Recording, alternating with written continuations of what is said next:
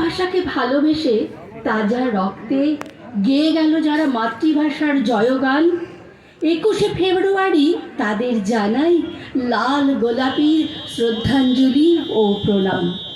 শত শহীদের রক্তক্ষরণে ছিনিয়ে নেওয়া মাতৃভাষা পেল রাষ্ট্রীয় সম্মান।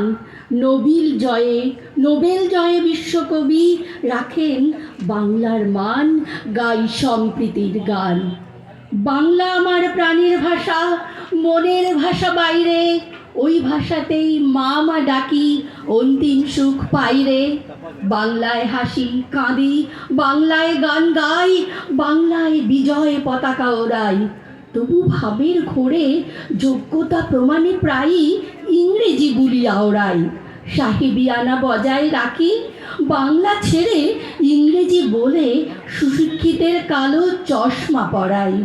হাজারো শহীদের রক্তধারায় ছিনিয়ে নেওয়া বর্ণমালা অলক্ষ্যে তাই হাসছে।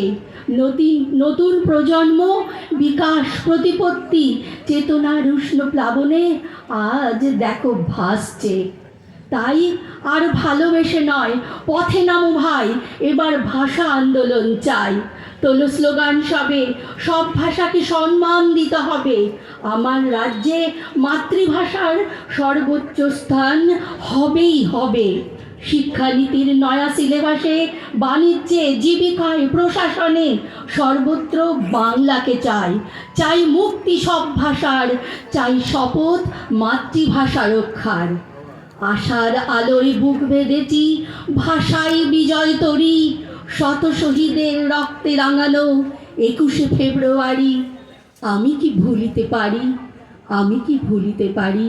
নমস্কার। অপর্ণার পরে কবিতা পাঠ করবেন